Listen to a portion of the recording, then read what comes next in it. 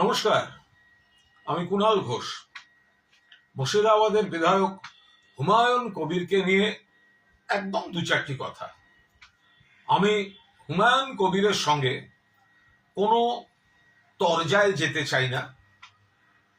যে ঘটনা ঘটছে, আমি আমার তৃণমূল কংগ্রেসের একজন সৈনিক হিসেবে আমি যেটুকু বলার সেই অংশটুকু নিবেদন করেছিলাম যে তৃণমূল কংগ্রেস মন্দির বা মসজিদ এগুলো তৈরির, গির্জা বা যার যার ধর্মে যা আছেন উপাসনা স্থল বিরোধী নয়। কোনো ব্যক্তি বা ব্যক্তিবর্গ তারা করতেই পারে, কিন্তু অন্য কোনো দলের প্ররোচনায় যদি এই ধর্ম এবং উপাসনা স্থলকে কোনো রাজনৈতিক চক্রান্ত বা প্ররোচনার কোনো একটা বৃহত্তর প্লটে পা দিয়ে কোনো ধরনের চেষ্টা হয়, তো সেটা মানুষের কাছে তুলে ধরার কথা আমরা বলতেই পারি।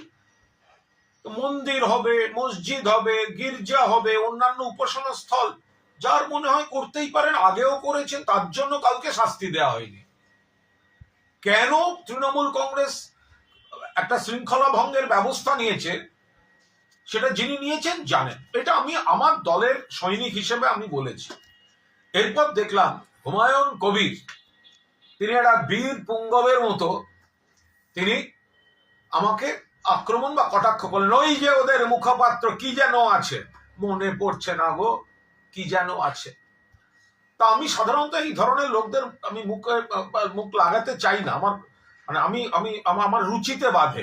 কিন্তু কেউ যদি অকারণ খোঁচাখুচি করতে চায়, মনে রাখবেন নাম তো ভুলে যাচ্ছেন, নামটা মনে করিয়ে দায়িত্বও কিন্তু আমার, কুণাল ঘোষ।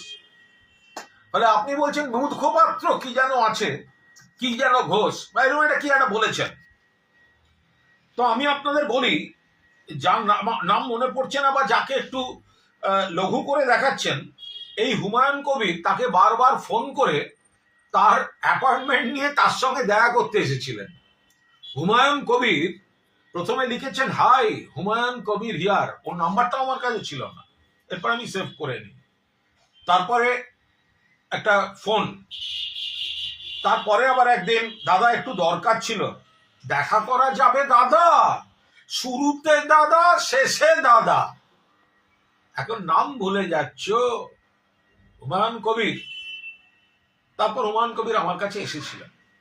আমি আবার বলছি, উনি ওনার কিছু বক্তব্য বলেন এবং ওনার দিক থেকে যা বক্তব্য সেটা ঠিক বা ভুল আমি কোনোটাই সেটা বলতে পারবো না। আমার কাজ ছিল উনি যা বলেছেন সেটা কোথাও কোথাও কমিউনিকেট করা।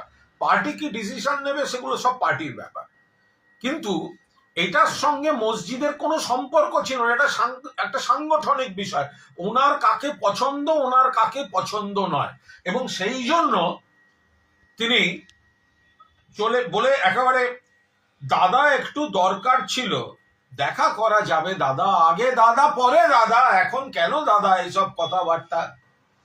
তো এতই যখন খোঁচালেন, আমি এসব দেখাবার পক্ষপাতী নই। আপনার স্ক্রিনশট, আপনি আমার সঙ্গে দেখা করতে এসেছিলেন, এখন আপনাকে দেখাতে হচ্ছে আপনি ভুলে গেছেন। তাহলে আমি আবার আপনাকে দেখাই। 2019 সাল লোকসভা নির্বাচন, মুর্শিদাবাদ লোকসভায় ভারতীয় জনতা পার্টির মনোনীত প্রার্থী বিজেপি পোস্ট করেছে হুমায়ুন কবির। ইয়ার্কি মারার জায়গা পাননি? যে বিজেপি বাবরি মসজিদ ভেঙেছিল আপনি তো সেইখানে নাচতে গেছিলেন। যে বিজেপি ভারতীয় জনতা পার্টি বাবরি মসজিদ ভেঙেছে আপনি তো সেখানে নাচতে গেছিলেন। আপনি কোন মুখে আবার বাবরি মসজিদ তৈরি করেন? এরপর দিল্লিতে বিজেপি দপ্তরে গিয়ে জড়িয়ে ধরে বিজেপি নেতাদের ভুলে গেলেন? একটা লোক কতগুলো দল করতে পারে, কতবার ঘুরেছেন আপনি, বেশ কিছুবার জিতেছেন নিশ্চয়ই, আবার তার থেকে কমবার হারেননি, প্রচুর হেরেওছেন, কিন্তু বেসিক বিশ্বাসযোগ্যতাটা কোথায়? একজন নেতা একবার কংগ্রেসে, একবার নির্দল, একবার বিজেপি, আবার তৃণমূল, আবার নতুন দল, কেন করছেন? কেন মুখ খোলাচ্ছেন?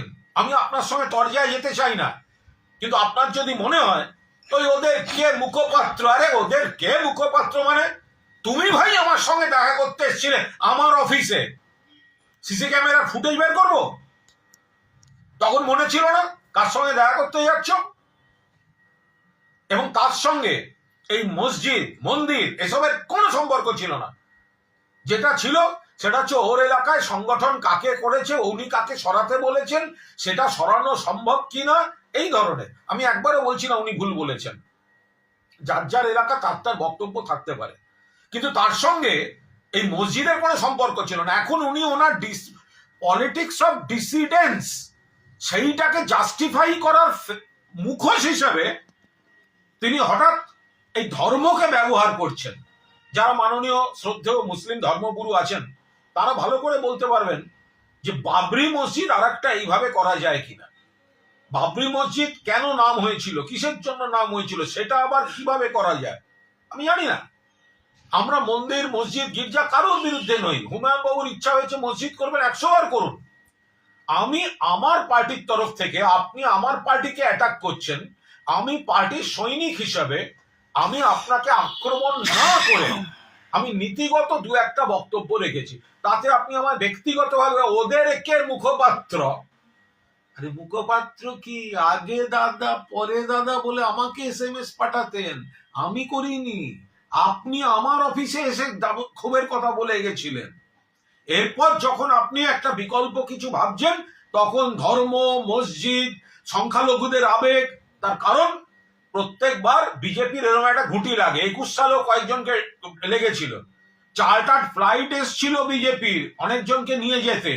ভোটের পর তারা বলেছিল চার্টার্ড ফ্লাইট চাই না দিদি, অটো পাঠান, অটোয় ফিরে যাব। মুসলমান মানে তারা শুধু এই আবেগে বিভ্রান্ত হবেন, এটা ভুল। মুসলমানরা যথেষ্ট সচেতন এবং তাদেরকে এই ধরনের বিভ্রান্ত করার চেষ্টা করা, আপনি ছোট করছেন তাদের। আমি আবার বলছি, আপনার কাজ আপনি করুন, আপনার সঙ্গে কোনো তরজা আমার রুচি বিরুদ্ধ।